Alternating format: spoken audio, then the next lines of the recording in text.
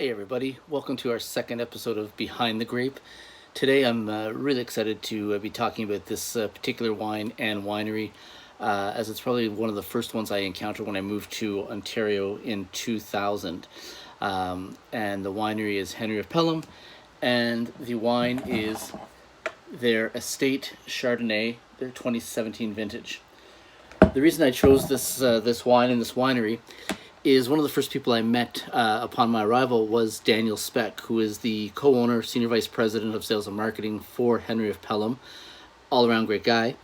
And when I first came to Toronto, I can remember a young Daniel carrying around his wine bag like the ever hardworking sales rep that he was and continues to be.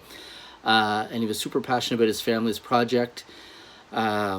And just knowing that there was someone that was in an ownership role that had the perseverance and the belief in his products to be out there knocking on every door to get his wine into restaurants and hotels.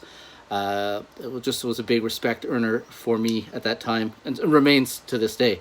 You'll still see Daniel out on sales calls with his team. And then on top of that, he's now gone on to be the president of Family Wine Merchants, which looks after a whole other plethora of wines. And the second reason, and third at the same time, was there's always been a stigma, and because of some of the sommeliers of my time, and certainly the ones coming up now, we have a push and a love for Canadian wines and Ontario wines in particular. But there was a time when, again, in the early 2000s, when I was looking after Reds, I had people that said, anything but Chardonnay, and don't pour me anything Canadian. And I'm so happy to say, how times have changed. Our Chardonnays are some of the best in the world, partly due to the cool climate nature that we have down in Niagara. This particular Chardonnay is grown on the Short Hills Bench. It does very well from the warm breezes through the summer off of Lake Ontario.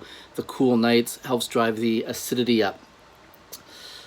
Chardonnay as a whole got a pretty bad rap through the late 90s, early 2000s, mostly due to some wines that were coming out of California that were heavily oaked.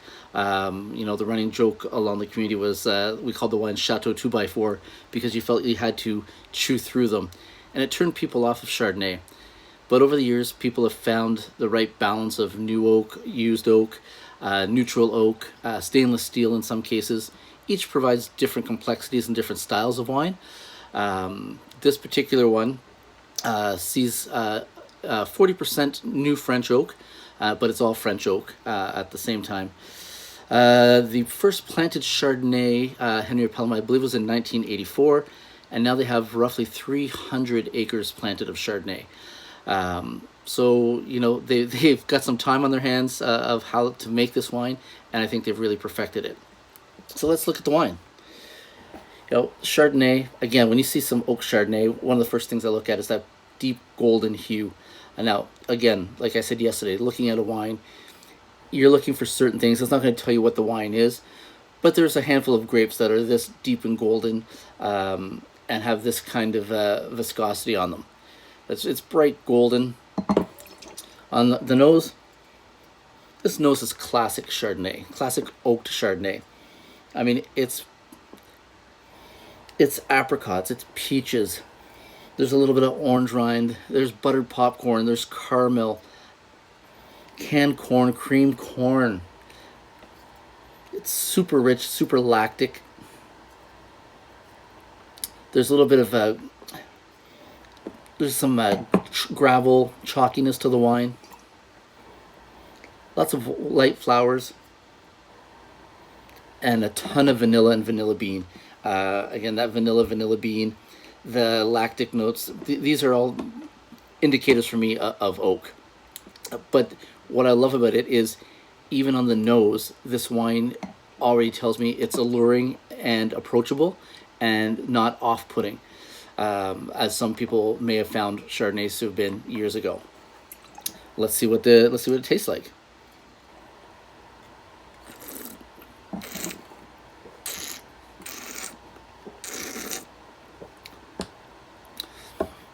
Wow, what a great Chardonnay. The apricot, peaches, cream corn, buttered popcorn. And everyone says, oh, buttered popcorn, buttered popcorn. But really and truly, there is that butter lactic note that just resonates on the palate, resonates on the nose. Classic telltale Chardonnay marker. You know, the acidity is fresh, it's present, it's probably a medium on this wine. Again, the alcohol is sitting quite nicely. I call it medium alcohol. But this wine lingers. It's got a big, long finish, and it's still releasing that caramel and cream corn all the way down. What a delicious wine! It's incredibly balanced. I mean, and that acidity is still standing there, but it's not crazy present, but it's still there, and it's begging me to have another glass. So I think I will.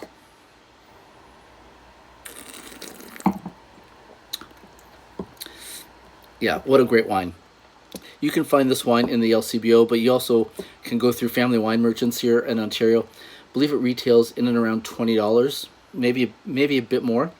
But great value wine from a family-owned, family-run winery dedicated to making wine typical of the place, sense of place. Any of you know the I4C, the Cool Climate Chardonnay Conference, that's down in Niagara every year. This Chardonnay is a great example of why that conference exists in Niagara, because they make great Chardonnay, and when you have a producer the quality of Henry of Pelham, it's worth checking out. This has been Behind the Grape. We'll talk to you again later this week. Thanks, and have a great night.